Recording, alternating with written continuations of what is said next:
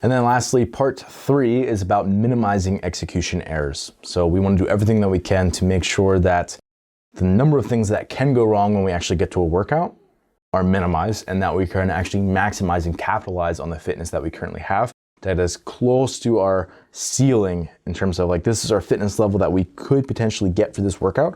We want to minimize the gap between that, right? So any execution errors are going to create a gap there. We want to minimize that gap. 4 ways that you can do that. Number 1 is to write it down, right? Write down the actual workout, but then also write down your strategy in terms of your break strategy, in terms of, what things that you think you can, kind of make up some ground on your opponents. What things can you basically take advantage of within the workout? What things do you see as bottlenecks? Do you have a plan A strategy and a plan B strategy, and how you're gonna, figure those out? All that stuff sort of in our competition guide. So we have a competition guide. Again, I linked to it below, but I have my athletes actually go through this competition guide and to be able to figure out as many details of the workout and to think it through and to really process it and literally write it down onto paper. There's something very helpful about doing that and actually, physically writing it down so you can see it. And once it's down on paper, it helps you to commit it to memory much better, and you're way more likely to stick with that game plan and not deviate from it in a negative sense, okay? So that'd be the first thing, is to complete a competition guide, literally write down the workouts and your strategy for those workouts. 2 is to visualize the workouts. So this could be a number of ways where literally you're just sitting, maybe in like your bedroom and visualizing the workout. I've done that a number of times where I literally set a clock, imagine myself in the environment that I'm actually going to be in, testing that, incorporating all my senses. So how do I feel? What's my breathing like? Am I hot? Am I cold? What's the environment like? Can I smell the chalk? Or again, all these senses that you're going to be incorporating as many of those as you possibly can, and to really make it an encompassing experience that is realistic as you possibly can.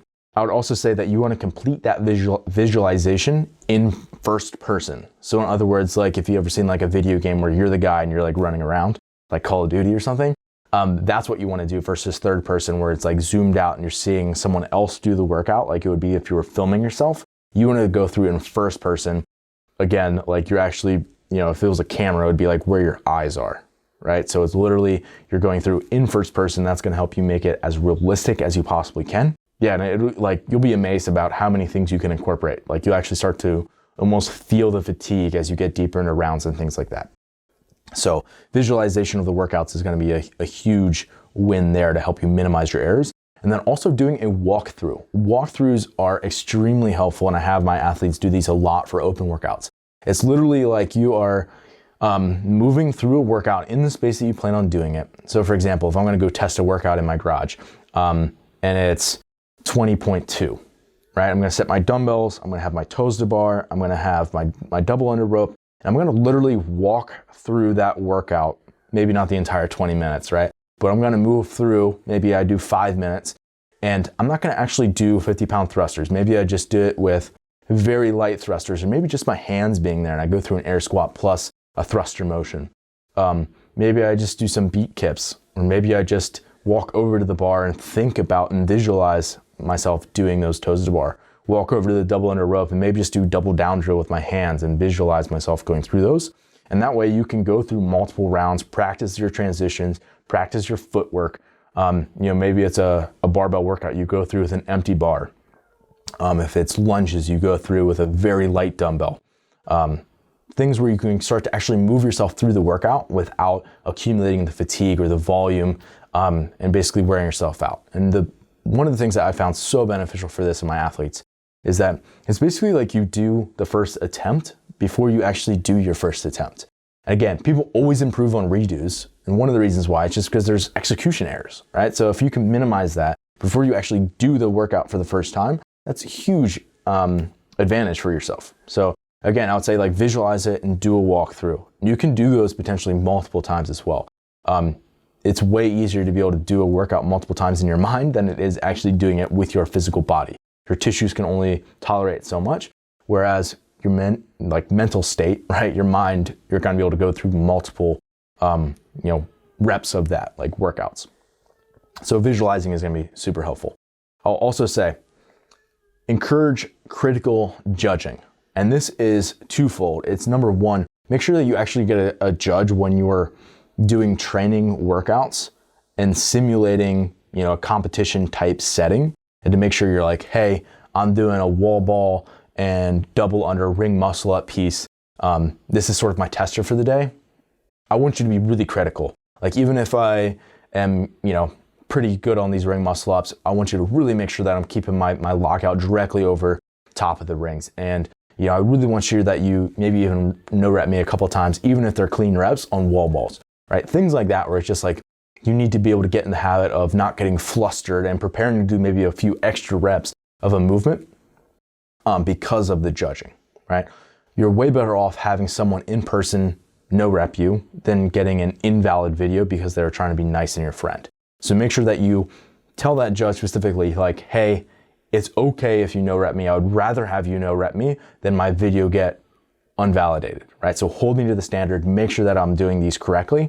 And then make sure you just tell the judge all this stuff, right? So be like, hey, I want you to count my double unders out loud every 10th rep. So they go 10, 20, 30. And then if I trip, I want you to start up with the next 3 reps. So it'll be like, hey, tripped, okay, 34, 35, 36, 40, 50, etc. like that, right? Make sure you actually explicitly tell them, this is how I want you to count my reps. If I get a no rep, if I get more than 1 no rep maybe, tell me what I'm doing wrong. Like, no rep, depth on wall balls, or lower, whatever the cue is, to make sure that they know right away.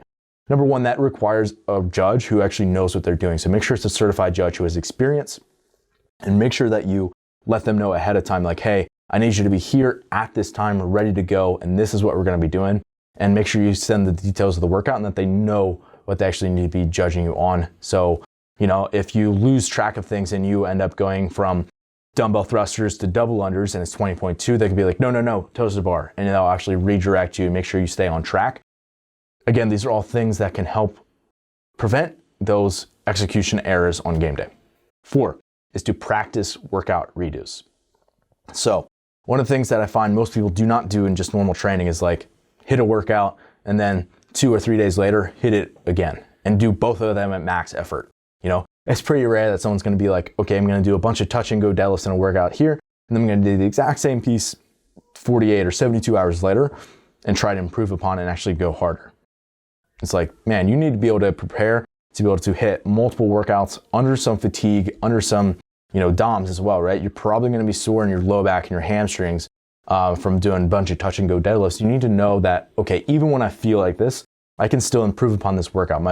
My movement integrity is not compromised. I'm not going to blow out my spine by doing these touch and go deadlifts when I'm sore. I just need to make sure that I can actually handle that when I get to game day.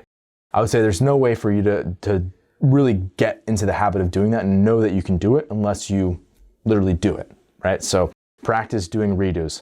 One of the articles I wrote was how to evaluate a workout to improve on a retest.